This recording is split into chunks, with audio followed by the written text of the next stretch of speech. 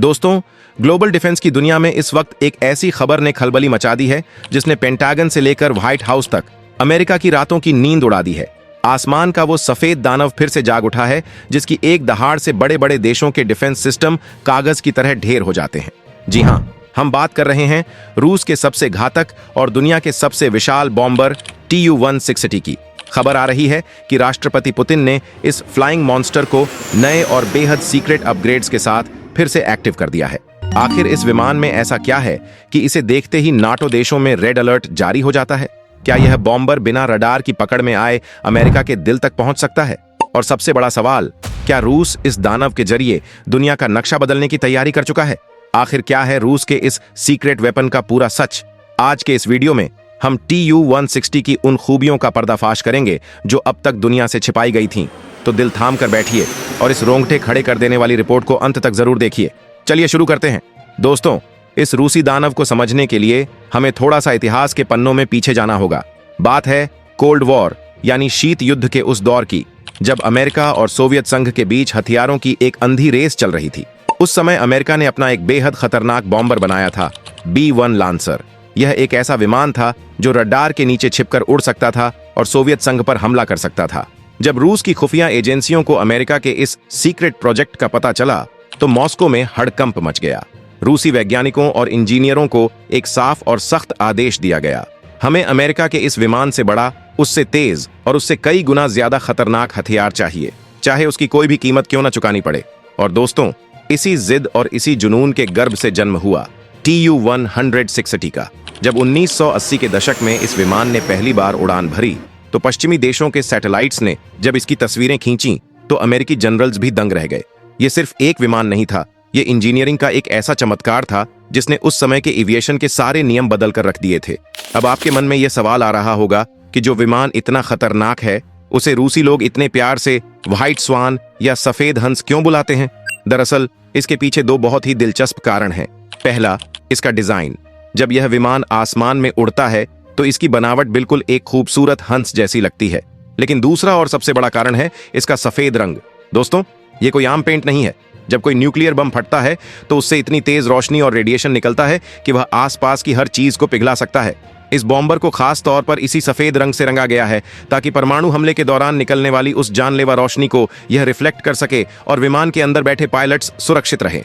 यानी इसकी खूबसूरती के पीछे ही इसका सबसे बड़ा और खौफनाक राज छिपा है। इसकी दूसरी सबसे बड़ी खासियत है इसकी स्विंग विंग टेक्नोलॉजी। दोस्तों, यह एक ऐसा विमान है जो हवा में उड़ते हुए अपने पंखों का आकार बदल सकता है। जब इसे धीरे उड़ना होता है या रनवे से उड़ान भरनी होती है तो इसके पंख पूरी तरह से फैले हुए होते हैं। लेकिन जब इसे अमेरिका या किसी भी दुश्मन के इलाके में तेजी से घुसना होता है तो यह अपने पंखों को एक तीर की तरह पीछे की ओर मोड़ लेता है। और जैसे ही इसके पंख मुड़ते हैं, यह विशालकाय दानव आवाज की गति से भी दुगनी रफ्तार से आसमान चीरने लगता है। यह इतना तेज है कि अमेरिका के कई एडवांस फाइटर जेट्स भी इसे पकड़ नहीं पाते। लेकिन दोस्तों, किसी भी बॉम्बर की असली ताकत उसकी स्पीड या डिजाइन नहीं होती, बल्कि वो मौत का सामान होता है जो वो अपने पेट में छिपा कर ले जाता है। और यहीं पर Tu-160 अमेरिका के पसीने छुड़ा देता है। ये दुनिया का सबसे बड़ा और सबसे भारी लड़ाकू विमान है। ये अपने अंदर करीब 40,000 किलोग्राम तक के हथियार लेकर उड़ सकता है। जरा सोचिए, एक ही उड़ान में यह अपने साथ इतने मिसाइल और बम ले जा सकता है जो किसी छोटे देश के पूरे डिफेंस सिस्टम को अकेले ही ढेर करने के लिए काफी हैं। इसमें सबसे खतरनाक हैं रूस की KH-101 और KH-102 क्रूज मिसाइलें।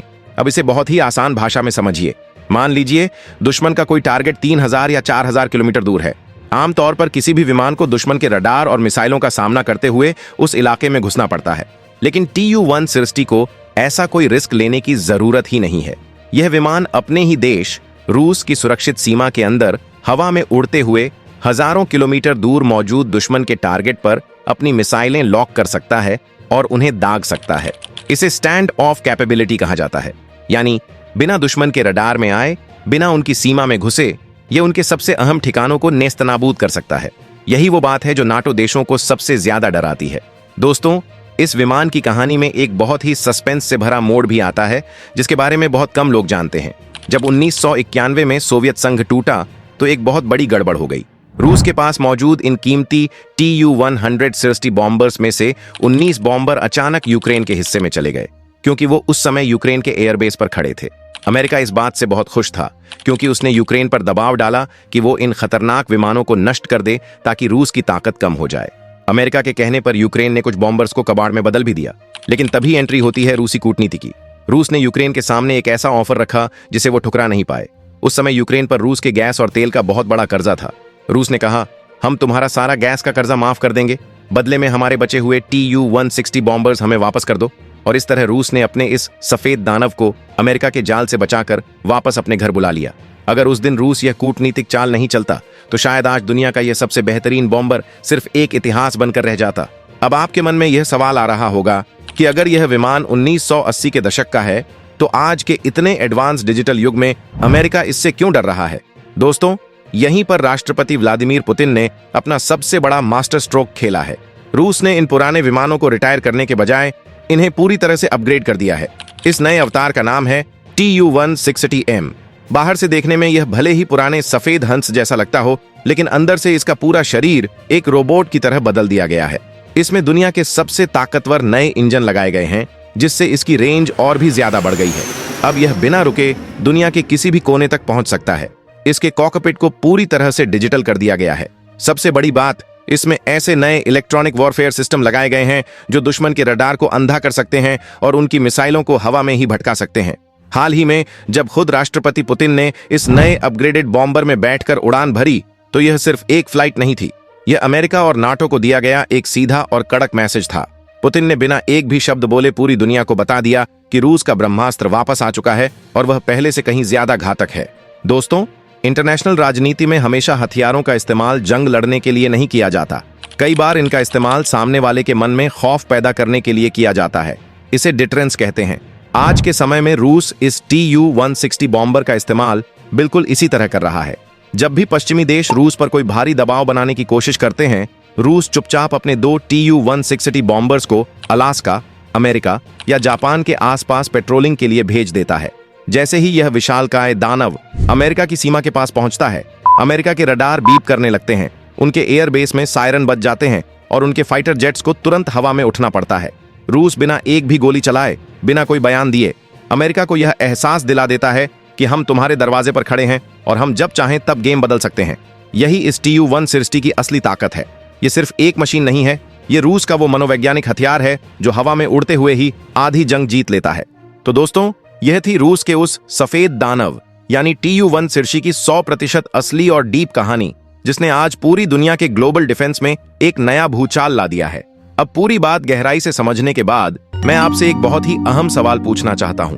आपको क्या लगता है, आज के इस आधुनिक युग में जहां स्टील्थ फाइटर जेट्स और ड्रोन्स का बोलबाला है, क्या रूस का यह विशालकाय बॉम्बर सच में अमेरिका के लिए एक बड़ा खतरा है, या फिर यह सिर्फ रूस का कोई साइकोलॉजिकल गेम है? इस ग्लोबल पावर प्ले पर आपकी जो भी बेबाक राय हो, मुझे नीचे कमेंट बॉक्स में जरूर बताएं।